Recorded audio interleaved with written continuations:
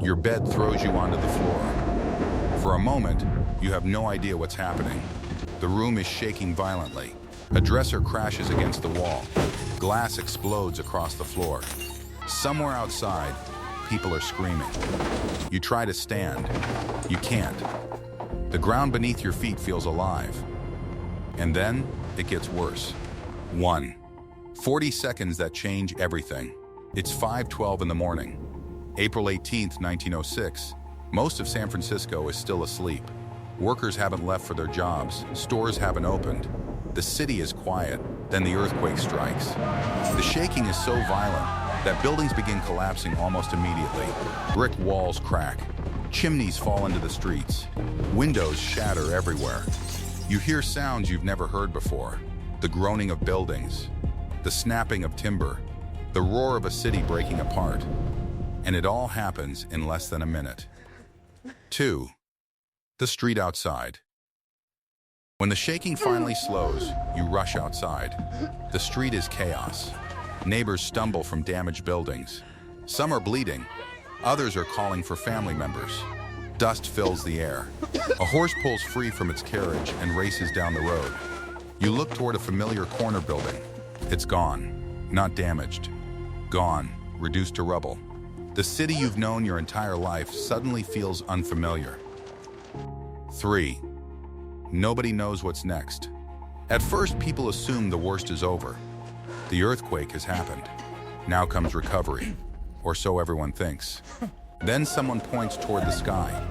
A thin column of smoke rises above the rooftops. Then another. And another. The earthquake may be ending. But a new disaster is just beginning. 4. Fire finds the city. Broken gas lines ignite. Cooking stoves overturn. Damaged electrical systems spark fires throughout San Francisco. Normally, firefighters would respond quickly. Today, they face an impossible situation. Many water mains have been destroyed by the earthquake. Hydrants don't work. Hoses run dry. The city is on fire. And there isn't enough water to stop it. 5. The race to escape. The smell reaches you before the flames do. Smoke, thick and heavy. People begin carrying possessions into the streets. Furniture, clothing, photographs, anything they can save. At first, you try doing the same. Then you look up. The smoke cloud is getting larger, much larger. Suddenly, belongings don't seem important anymore. Only distance matters. The farther away you can get from the fire, the better. 6. The firestorm. By afternoon, multiple fires have merged together. Entire blocks are burning. The heat is unbelievable. Even from hundreds of feet away, you can feel it on your face. Ash drifts through the air. The sky darkens. The city begins looking more like a war zone than a place where people live.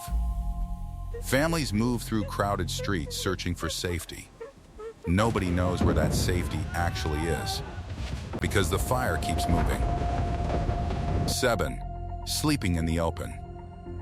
That night, thousands of people refuse to return home. Some don't have homes anymore. Others are afraid after the earthquake. Parks fill with families. Open spaces become temporary camps. You spend the night outdoors alongside strangers. The city glows orange in the distance. Every few minutes, another building collapses.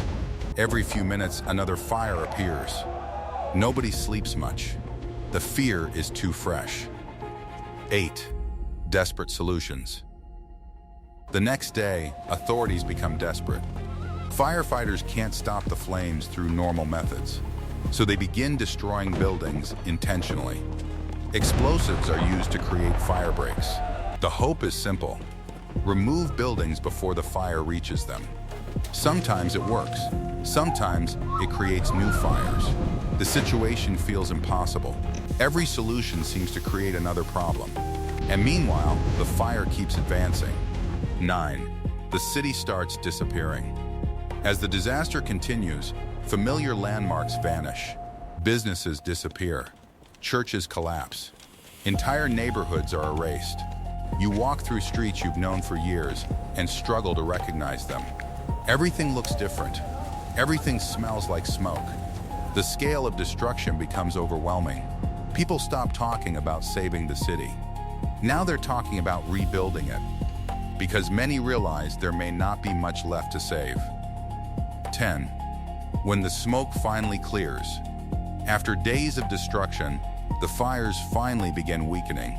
The smoke slowly lifts, the danger fades, and for the first time, you can truly see what happened. The damage stretches for miles. Entire districts lie in ruins. Thousands of people are homeless. Businesses are gone. Communities have been shattered. The earthquake lasted less than a minute. The consequences will last for years.